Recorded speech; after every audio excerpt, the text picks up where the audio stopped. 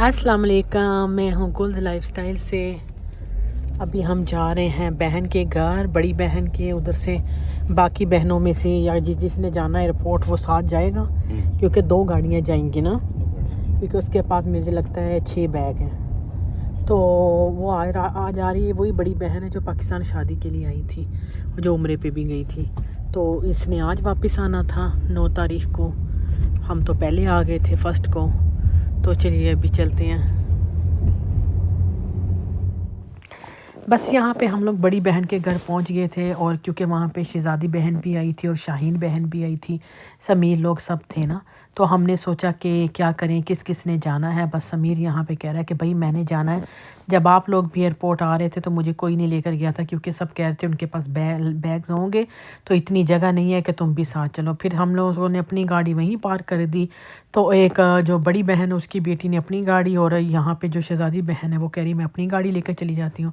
तो बस ये दोनों गाड़ियाँ हम लेकर चले गए थे। तो यहाँ पे अभी बहन का जहाज़ लैंड कर गया था। तो हम लोग इतना टाइम पे निकलते हैं, पहले से नहीं निकलते, ताकि हम लोग टाइम पे ही चले जाएं, फिर हमें वहाँ पे वेट ना करना पड़े। बहन ने कहा कि चले भी सजाद, हम इसी उन्हीं के साथ चलते हैं गाड़ी में। फ्री है, कोई गाड़ी नहीं चलानी पड़ेगी।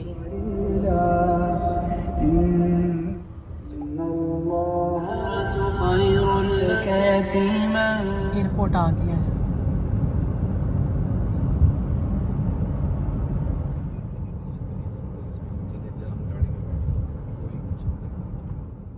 15 से 20 मिनट के बाद हम लोग पहुंच चुके थे एयरपोर्ट। जब एयरपोर्ट गए तो बहन लोग जो थे वो बस लगेज वगैरह उठा के बाहर आ गए थे, और उनको लगेज उठाने में इतना टाइम भी नहीं लगा।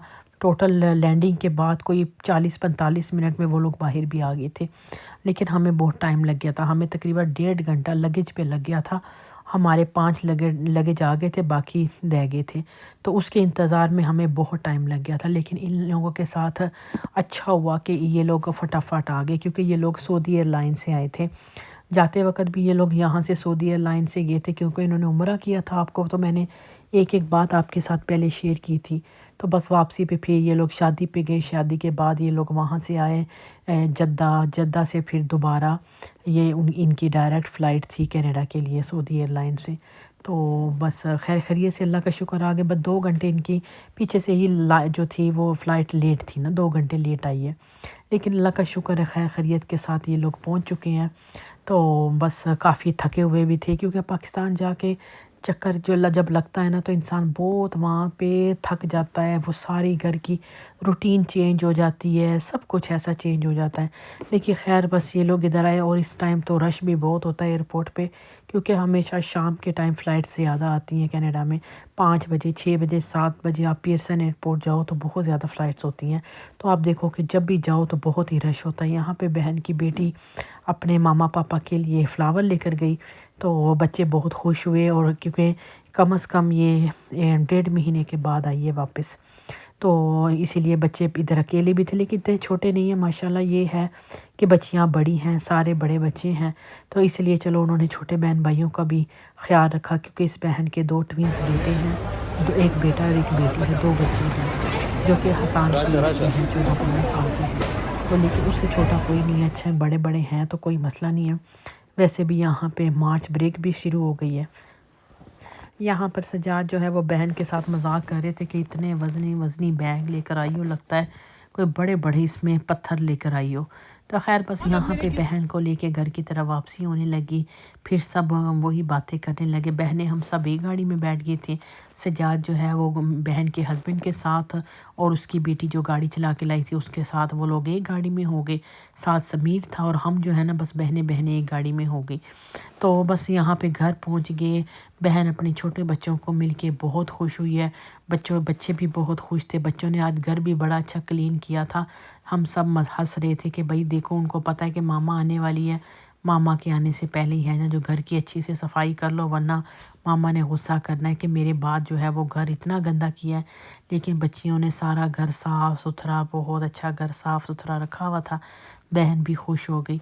तो बस यहाँ पे खाना खाया। खाने के बाद हम लोगों ने पी चाय, फिर मिठाई खाई। मिठाई जो है वो बहन पाकिस्तान से लेके आई थी, ढाका स्वीट। उनकी मिठाई तो वैसे भी बहुत मज़े की होती है। تو بس یہاں پہ کافی دیر تک گپ شپ چلتی رہی ہے، کھانا بھی کھا لیا تھا، چائے بھی پی لی، پھر تقریباً 10:30 کا ٹائم تھا۔ میں نے کہا ابھی ہمیں چلنا چاہیے کیونکہ صبح جاب پہ بھی جانا تھا، تو ہم نے کہا کہ ورنہ صبح پھر اٹھا نہیں جائے گا۔ تو گلا ابھی بھی میرا ٹھیک نہیں ہے، کھانسی ٹھیک ہونے کا نام ہی نہیں لے رہی ہے، لگتا ہے ڈاکٹر کے پاس جانا پڑے گا تبھی جا کے کھانسی ٹھیک ہوگی۔ پتہ نہیں ایسا کیا تھا کہ پاکستان سے آئے ابھی تک کھانسی جانے کا نام ہی نہیں لے رہی ہے۔ بس یہاں پہ بس کھانا گرم کرنے لگ گئے، بٹر چکن بھی گرم کیا، چاول جو تھے وہ اوون میں رکھ دیے۔ ویسے تو جب کوئی ٹریول کر کے آتا ہے وہ اتنا کھا نہیں سکتا، ہم لوگ بھی جب آئے بہن نے ہمارے لیے بریانی بنائی، چکن روسٹ وغیرہ بنایا، کافی چیزیں، لیکن پتہ نہیں کیوں کھانے کو دل نہیں چاہتا جب آپ سفر کر کے آ جاتے ہیں۔ سفر بھی کافی زیادہ لمبا ہے، ٹائم بہت لگ جاتا ہے، تو قریب ہو تو پھر بھی اتنا مسئلہ نہیں ہے، لیکن دور کا سفر جو ہے نا وہ بہت زیادہ تھکا دیتا ہے، آپ اتنی دیر بیٹھ کے تھک جاتے ہیں۔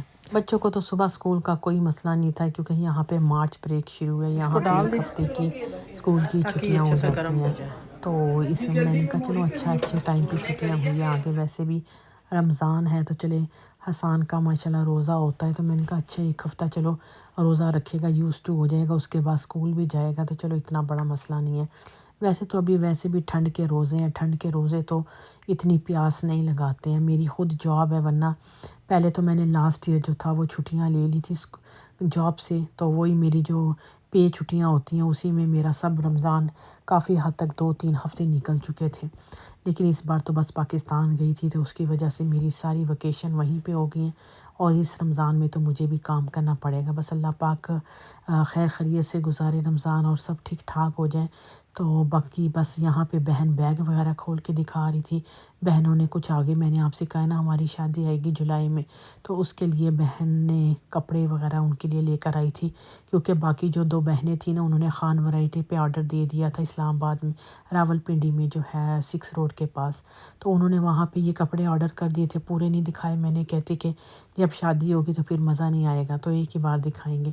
یہاں پہ بھابیاں جو ہے مونٹریال والی ان کے بھی کپڑے تھے، اور بہنیں جو تھیں ان کے بھی کپڑے تھے، انہوں نے آرڈر پہ دیے ہوئے تھے، تو بس یہ بہن لے کر آئی ہے بس ان کے نا، تو ابھی سب دکھا رہے تھے اور سارے بڑے خوش ہو رہے تھے اپنے کپڑے دیکھ کے۔ ویسے تو ادھر ہم لوگ اتنے فینسی نہیں چلتے ہیں، میری ویڈیو پہ بھی کچھ لوگ کہہ رہے تھے اتنے فینسی کپڑوں کی کیا ضرورت ہے، یہاں پہ چلتے نہیں ہیں، لیکن جب شادیاں اپنوں کی ہو رہی ہیں، ہماری بچیاں سب بڑی ہو رہی ہیں نا، تو سب کی شادیوں کا بھی پلان ہے آگے نا، تو اسی لیے ہم لوگ لے کر آگے کہ چلو جب بھی شادی ہو، کیونکہ پھر ہمارے کوئی آنا جانا کسی کا نہیں ہوگا، پھر ہم لوگ یہ کپڑے آن لائن منگوائیں گے تو پھر بہت مہنگے پڑتے ہیں۔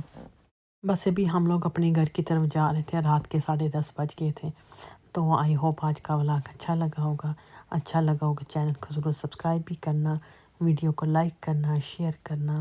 اللہ حافظ۔ 10:30 بج گئے ہیں۔